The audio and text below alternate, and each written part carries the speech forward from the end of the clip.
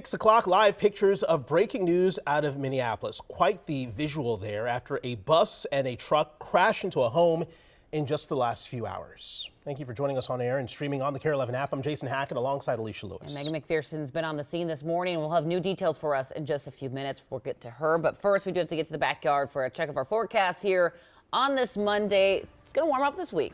Yeah, it is going to warm up this week. I think the story is today is the coldest day. We have a frost advisory. A lot of us here avoided it in the metro. You can see Ramsey, Hennepin County not in the actual frost advisory, but to the north up towards Bemidji, a freeze warning there. And this goes until 8 o'clock for both of them. Again, temperatures around the metro, we're taking a look at them. They're close, but if you did plant, besides, okay, New Richmond was at 32 for a bit. You see maybe Glencoe area, Buffalo, you're at the frost mark. If you just touch 32 for a minute or two, it probably won't kill your plants. You got to be there for an hour or two. We just got there, so we're just about to warm back up. 29 in Bemidji. Look at these, 20 and 23 degrees. Very chilly to the north. But again, this is kind of rock bottom here. We're going to talk about temperatures taking off. Beautiful week of weather and even rain chances in your forecast coming up. All right, John, thanks. Let's give you a look of the metro map. You can check your own route. The reminder, Highway 12 still down to 2 lanes, seeing some slowdowns. That's why we see the little bit of slowing down in the Plymouth, Wayzata area in the West Metro. But other than that, a lot of green on the map. No crashes right now to slow you down.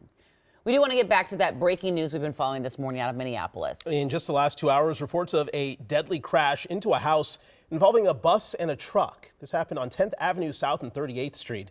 Our Megan McPherson is on scene and joins us now with the very latest. Megan, what can you tell us? So just within the last few minutes here, I did get confirmation that this crash, it was fatal. We do know now that the driver of the truck did die as a result of this accident. All of this information we just got a couple of minutes ago from Metro Transit. They also have given us some more information about what led up to this crash. So I'll let you take at the current scene here and I'll break down some of those new details. Now, we've learned that the truck was coming down south on 10th Street here, going at a high rate of speed. That is according to Metro Transit. Now, the Metro truck, or the Metro bus, excuse me, was going to begin its route. So there were no passengers on board. The truck, or the bus, excuse me, was operating at that time, but yeah, no one was on board, only the operator of that bus. The truck then came through the intersection and hit the back of the bus, pushing it into the home. As you can see it now, pushing it into the yard of the home. It's still sort of unclear what the damage is to the home, but we do know that there was nobody inside the house when the bus went into the yard. So thankfully, no injuries inside the home and nobody was inside at the time. As you can see, that bus is still there. Authorities still on scene investigating. It also appears that the bus may have hit some kind of structure or retaining wall in the front yard there. So there is definitely some damage in the yard of that house. Again, as I said, the driver of the truck is deceased. You can also tell this just by looking at the truck, but it appears that it did catch fire as a result of this accident. The driver was pronounced deceased here on scene. The bus driver was transported with non-life-threatening injuries. So some good news there. The bus driver is expected to be okay. And again, no one inside the bus at the time of this accident. So those are the new details that we've been able to get confirmed within just the last few minutes here. What we have been telling you since 5 a.m. is that all of this area, as you can see behind me here, this intersection still closed down.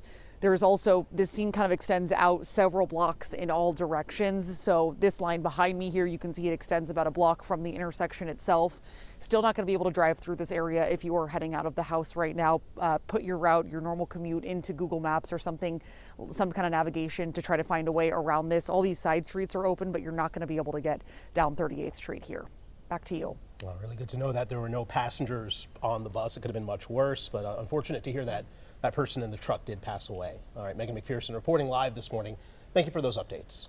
All right, 6:04 here on your Monday. This morning, we're just 1 week out from the end of the legislative session. And right now, lawmakers are scrambling to pass key bills before the final gavel drops. So far this session, lawmakers have only passed 41 bills, less than recent even year sessions. And this morning, there's still major issues that are unresolved. One of the biggest issues is how to keep HCMC running as the hospital is facing a growing budget crisis.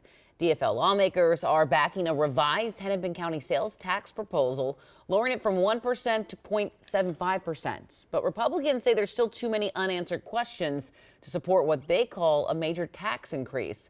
Meanwhile, a Senate-passed gun violence prevention package has stalled in the House. Political expert David Schultz says it's another sign of Capitol gridlock. At this point, there are so many issues that I think both sides would like to not resolve and use them as campaign issues at this point. Instead, is that if you actually pass legislation that solves a problem, you lose it as a political issue. And lawmakers have until this Sunday to wrap up their work at the Capitol. Breaking overnight, 16 Americans and 1 British citizen on the deadly hantavirus-stricken cruise are back in the U.S. This is new video of them arriving at an airfield in Omaha, Nebraska around 1:30 this morning. Right now, we know 2 Americans had to travel in the plane's biocontainment units out of an abundance of caution. Health officials say 1 passenger tested positive for the virus and another is showing mild symptoms. They are being sent to separate health facilities for treatment. For everyone else, they'll go to the National Quarantine Unit at the Nebraska Medical Center. We do daily symptom and monitoring as well as vital sign checks, and they will be interacting with our staff through that process. The quarantine unit has individual rooms with special ventilation systems, private bathrooms, Wi-Fi, meal deliveries, and even exercise equipment. Right now, it's still unclear how long they'll have to stay there. Developing this morning, Anoka County Police are searching for the person who they say shot a woman while she was driving. It happened just after 9 Saturday night in Fridley near University Avenue in Northeast, and 694 rather. Police say they believe the woman was driving northbound when someone in another car opened fire at her. The woman is in critical condition this morning. There was a child in the car, but they were not hurt. Right now, police say it's not clear what led up to the shooting. Anyone with information is asked to call police. A pivotal vote happening in just a few hours. Nearly 600 nurses at North Memorial Health in Maple Grove are set to decide whether to authorize a strike.